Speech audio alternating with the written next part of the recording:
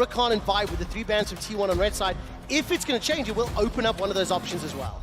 So far, though, no changes, seeing the exact same one. And honestly, if you're mad, I wouldn't even be mad if you just run it back here with the draft, right? It was all down to execution. The early game was played out by them in such an overpowering fashion. So far, doesn't look like anything is changing. I would say maybe get rid of that cannon, although I don't know if you want to give that over to Zeus. It didn't necessarily get used to the most impactful, but so far, Salty run back on the cards. Yeah, kept waiting for the big mad fight where they're gonna all in there, but all right. So far, yep, run back the cannon. Happy to run back the Cassante. Zeus did get a solo kill on him, as well as have a lot of stabilizing plays for T1. Played a really good front line for them. Guma, no questions about the Aphelios play, so they insta-run back that one. And so far, no big changes coming up here in the first part of the draft. And I think there's good reason for that from T1's side. T1 are saying, okay, you outplayed us a bunch in the early game. Your bottom lane plays, well done, Hillsang. You know, they're like, hats off to you. But they have the confidence that they just outplayed Mad Lions for the last 15 minutes straight of that game in teamfight after teamfight. And so they're confident to do it again. Mad Lions are thinking the flip of that, okay, we just have to not throw.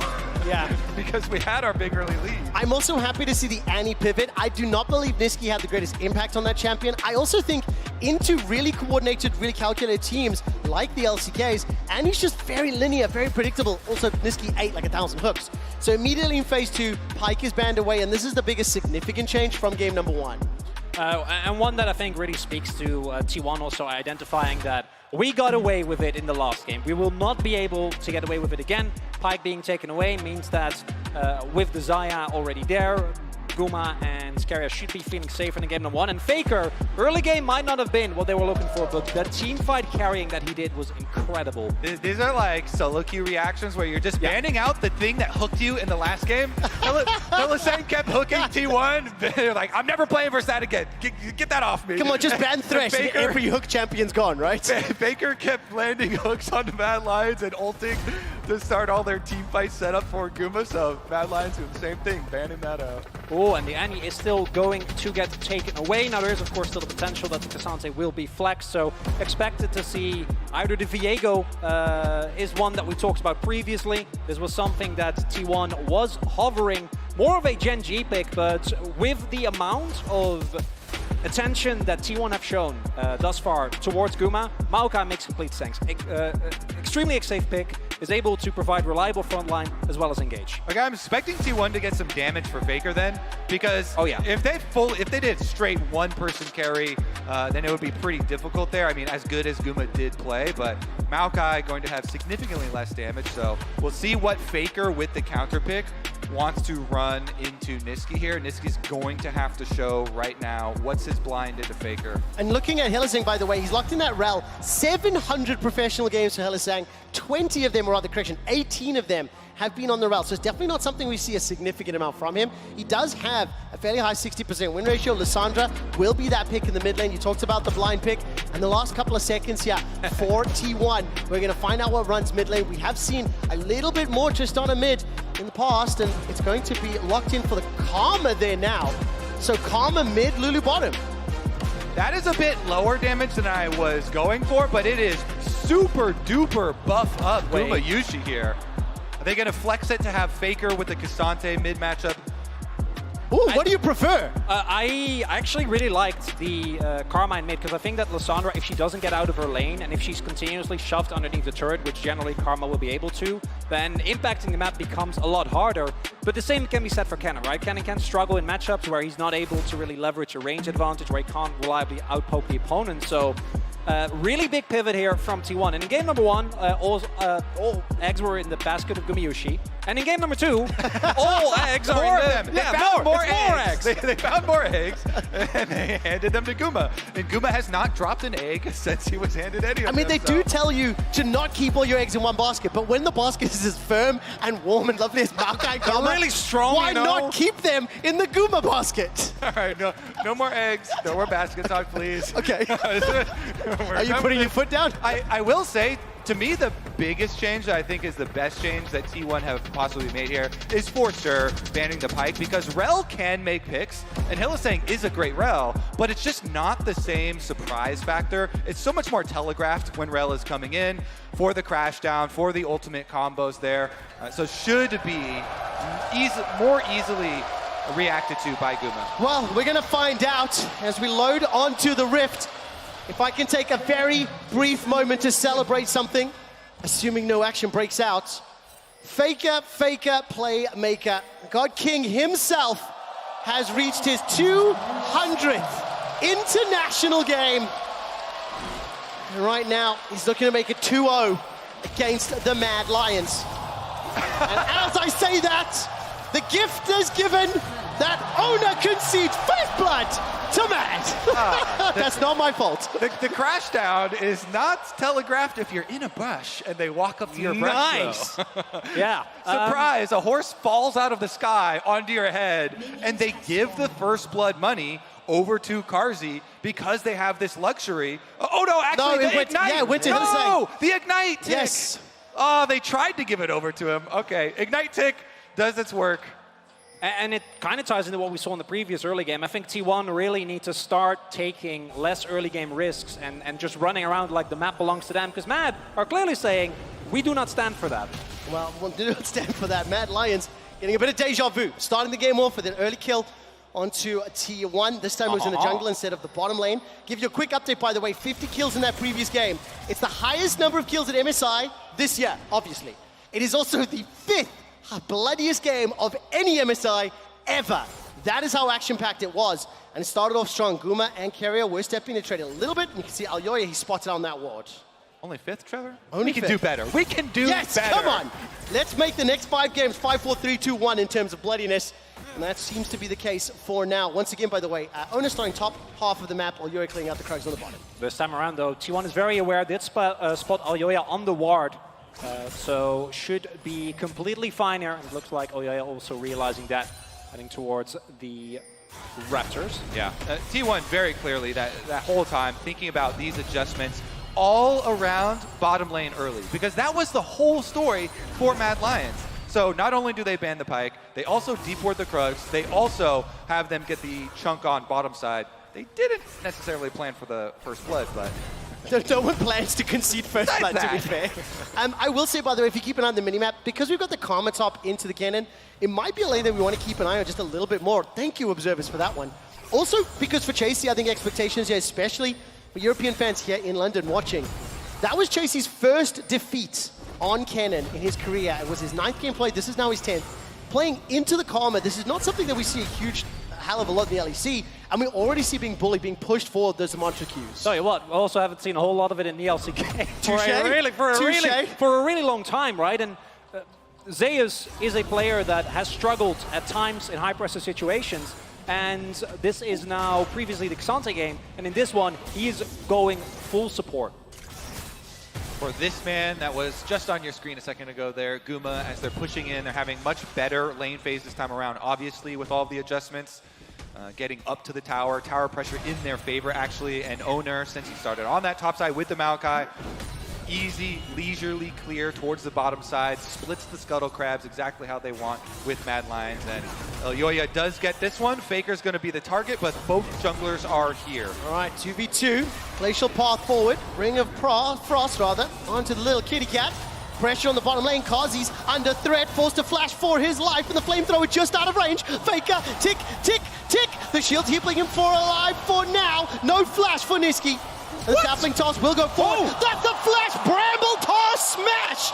Owner gets one back, and now Niski's in a little bit of trouble. Starting to back ways low on Mad. It does not want that fight. And this is the other part of the puzzle last game for Mad. It wasn't just that bot lane was winning, it was that the mid lane 2v2 went extremely heavily in favor of Mad. This time around, T1 is able to get out ahead. And bear in mind, that was Hylissang that had first blood, still getting beaten up in that 2v2. T1 500 gold up, bottom lane winning, gank mid lane successful. And Zeus in the top lane, keeping Chasey under the tower. Yeah, the only hiccup there for T1, I think Keria healed when he thought he had Ignite or something as Carzzy was flashing away. Regardless, it's still a big, good trade for them. And the CS difference is going to be massive, plus the recall timings here. Boots level 2, Berserker Greave rush for Guma, but mid lane dive, Hilly's here! Ferromancy crash down, ticking, it's Elyoya with the kill. Hylissang will get taken down though, and it's secured by Faker. Now Elyoya the target, Guma is ticking away. He's got the purple gun, got the root down, and got the backup of T1! Another kill to Guma! Yeah, the timing of that dive and the extra turret shot there. Guma's walking back from base off his reset with his upgraded Berserker Greaves and gets to be handed an extra kill. That is exactly what Mad Lions do not want. It's money traded here for, you know, a kill over to jungle in exchange for a kill onto the Aphelios is going to be rough. And here, crucially, in that early 2v2, right, we do see that Niski's able to bring Owner with him, which means that Faker in the 1v1s against Elyoya doesn't really have a large shot, but Faker stays alive. It was really good use of his Aftershock there. Faker, he tanks fully the Lee Sin, then as soon as the Aftershock falls off, he flashes out and jumps to the top side. Faker fully tanked up to like 10% of his life right there. Well, Faker's gonna not be able to do that just yet. Glacial Path this time round, ticking, he gets away! Elyoya and Niski, they fumble it, they don't get that last hit. And that is the second mid lane gang that isn't working out. And the previous one, what I wanted to highlight in that replay as well before we went back to live, Owner being there to me is a sign that T1 is also catching on to what Mad did so well in game number 1, which was snowball, snowball, snowball, continuous aggression. Anyone with a low health bar around the turret is going to get taken down. And Owner, even though he was a little bit behind the play, you see T1 was still expecting it. T1 right now got that lead, crucially 15 CS plus a kill to Guma in the bottom lane. And that's Protect the President comp, Raise the Puppy, whatever you want to call it. Guma has started off incredibly well, already got a plate. Nearly securing his second plate. Hilly trying to threaten with that Hex Splash. And look, red, white, Guma wants to fight. There's backup as well, because look, 2 members of T1 in the river, they're going to get an early dragon. Yeah, overall, gold leads are talked about a lot in League of Legends, but concentration of gold is incredibly important, and especially when you have a comp like this that is so hyper-focused in one direction. Owner going to be able to pick up the dragon also. Wards here protecting both entrances. They easily pick that one up off of the bottom lane push. And Chronicler, I get nervous when I look at Mad Lions this game because already they're behind in dragons and gold and kills. And then I think about how on earth does Kennen and Lissandra and Rel get through Karma, Maokai, Cassante. And even if they do, there's a Lulu Wild Growth as backup. So there is so much zoning tools and control to buy time for Guma to melt through Mad Lions. And in the last game, they didn't need that, No, right? they They didn't didn't. need Guma to be fed. They didn't need any of the frontliners to be in a great spot. And I think that Mad, unfortunately, if they fall too far behind in the early game, they're not going to be able to. We saw in the previous game that the amount of leads that they were able to generate wasn't really working out, but should have been turned into a really big level of map control. As, Niski. Well, Niski still got that E if he needs it, still got the flash as well. We'll be able to get over the wall. Takes a little bit more of a trade, but yeah, again, Owner just kind of shadowing this middle lane, always around whenever any threat is up. Cheeky recall, gonna get spotted. Got the ultimate available. Why are you recalling there? Why are you in the bush? Niski gets taken down for a, in my opinion, unforgivable recall occasion. This is honestly devastating for Mad Lions. Not only does that give over full pressure for this Rift Herald, but bottom side, you then leave Guma alone. He was pushing Carzzy into his own tower there. They send the Rel back bottom side, and they're still making the play top. Looking for the initiation. Chasey's got the Maelstrom. Manages to get Zeus. He flashes over the wall. Chased by Chasey. Zeus still stays alive. Look at those fancy feet. Chasey's on the route. Not going to be able to find the kill just yet. Zeus still under the tower. Well, that's going on. 2v2 in the bottom lane. Gumayushi, he's got himself that quiver. Looking for the crash down. Hilly turns his attention back to Kiri. Gets turned into a Munchkin. Finally, Zeus is down. The feathers are pulled backwards and the Moonlight Vigil is dodged by the Feather Storm. There's no E available. Flash away from Guma and T1. They've got the first of the fight. Guma's looking for the next. He comes back up. The cleanse keeps the chase alive. Carzzy and Hilly got so close, but damn, they were so far. Now Niski's in trouble. Faker's running him down. Goes all out under the tower. The third proc in the queue. Flashed away from underneath the tower and flashed 1-for-1 in the mid lane, and somehow Kazi escapes. Oh my goodness, it's blood all over the map, Trevor. Well done casting all 3 lanes at once. Bottom side, Keria does get back down to Guma and allow him to get not only another kill, but you just saw on your screen that huge minion wave that is going to die in front of the tower. Hylissang is going to be the one that gets there first, and money into Hylissang. Again, concentration of where your gold is going, not ideal here for Mad Lions. Oh, Hilly with the flop on the large corner. And Guma effectively here is 1v2ing. By the time he starts this play, he starts banging in. Keria still like halfway in the river, but once they're committed, they're just unable to get the damage down right. And I think in these all-ins, Aphelios is so difficult to deal with, particularly if you don't have the CC from the Rel available. Yeah, he flashes this one here. So Guma Flash and Cleanse were both used. If there is one, ray of hope or copium for Mad Lions, it is now. Injecting into me, Kobe. It is that there. Copium. There are no sums on Guma, so they called down Owner and said the 3rd and 4th summoner spell with Faker coming down to try and protect. Listen, 2,000 gold is the lead. I would like to ask the observers to quickly toggle over to the individual player golds when they get a chance. Nature's Grasp is thrown out. That 2,000 gold, 1,500 of that lead is with Guma. Kazi gets pushed all the way backwards from a beautiful engage from Ona, and that is 3 more kills to T1. It was just beautiful. And the tower.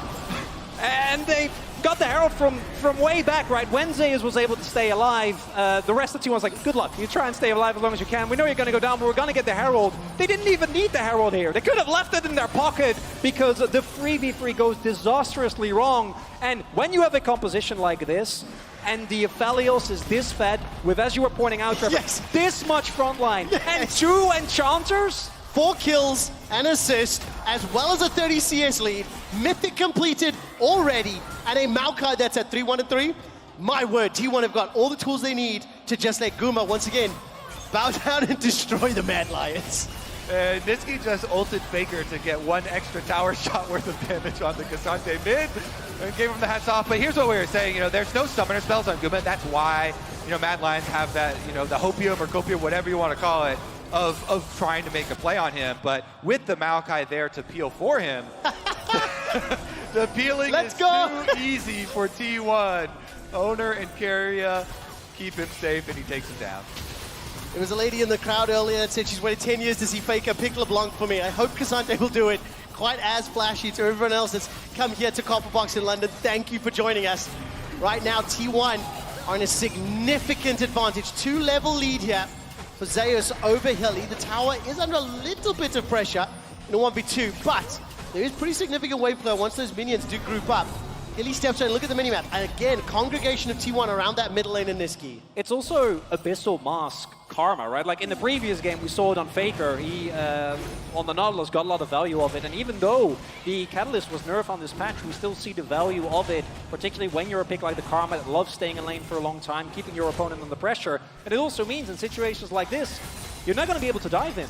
Yeah, I mean, the Abyssal Mass and the Evan Shroud last time too, they're getting these little things to amp all the other little sources of damage. Little source of damage? Yeah. Who might you be referring to, Kobe?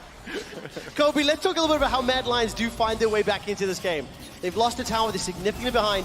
We already know it's going to be hard for them on the offensive to get to Guma. But how on earth do they claw this back? See, that's the thing, though. That's the thing that was missing in the last game.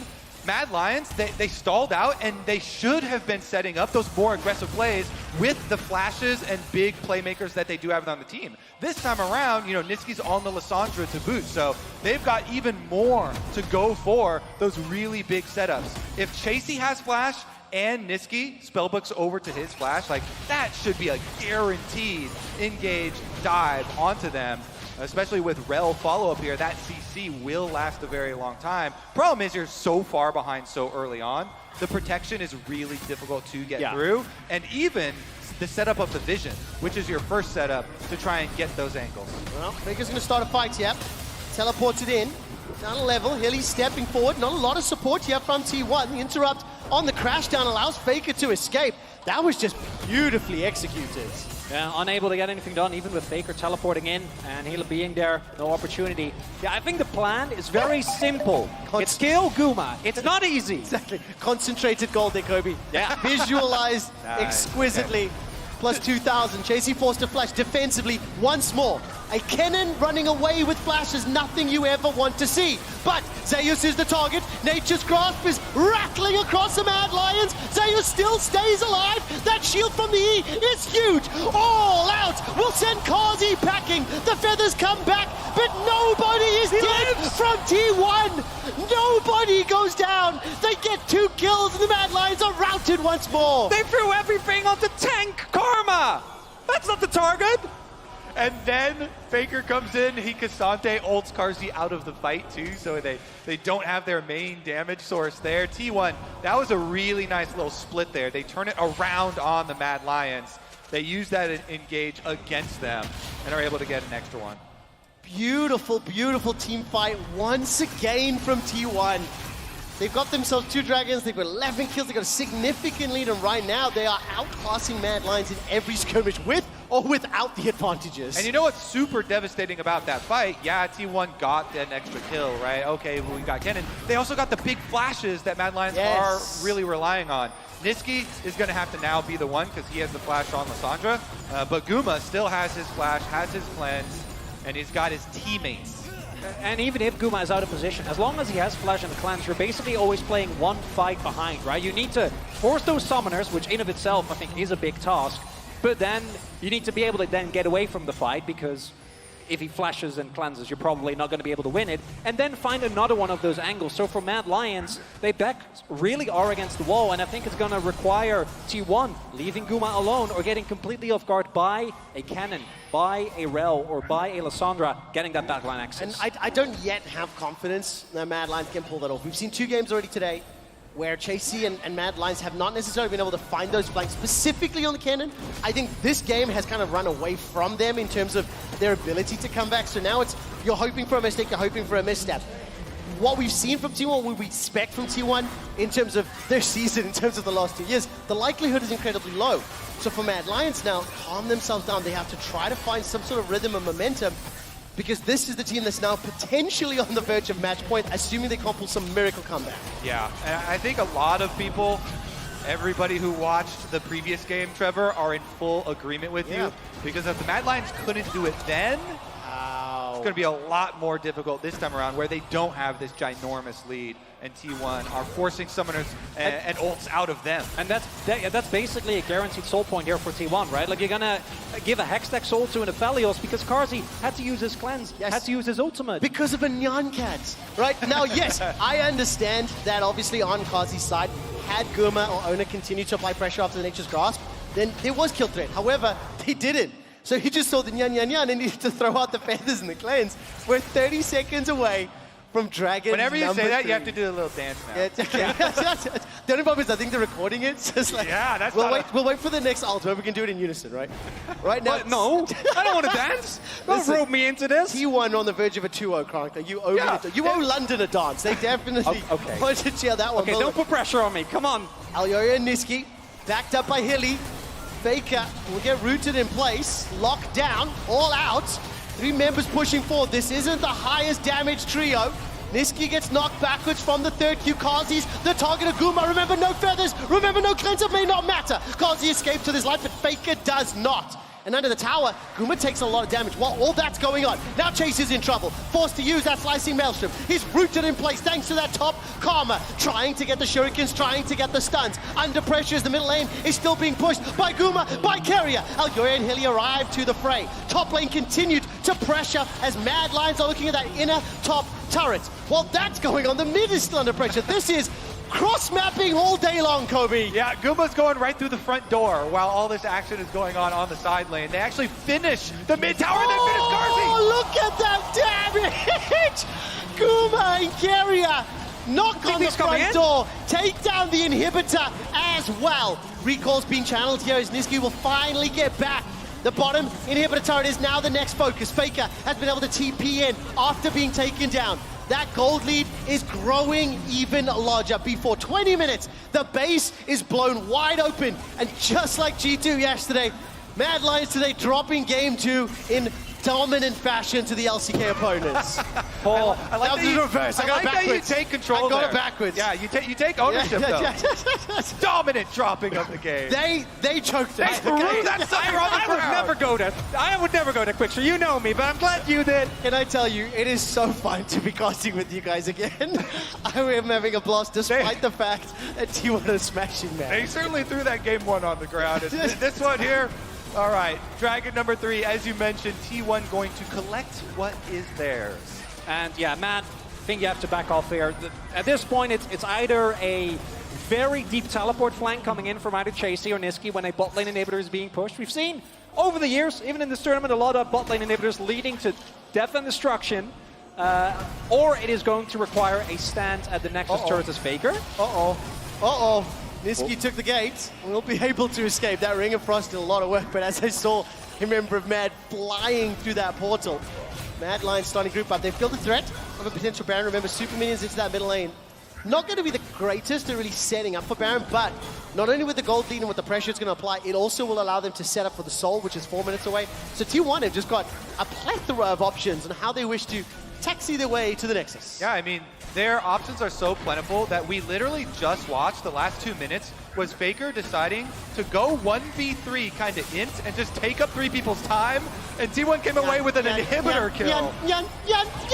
Hylissang is caught out. Magnet Storm is dropped and he's left to the Wolves, as it were. T1 get themselves an easy kill on the back of that Nature's Grasp. And now in a 5 versus 4, they peel back to Baron. Actually 5 versus 3, because Kazi's dealing with the supers. The Maokai ult, the most disappointing way to get caught. The slow death coming towards you. All right, Elyoya, he's got the hopes. T1 stole a Baron last time around. Can Elyoya replicate? 3,000 hit points.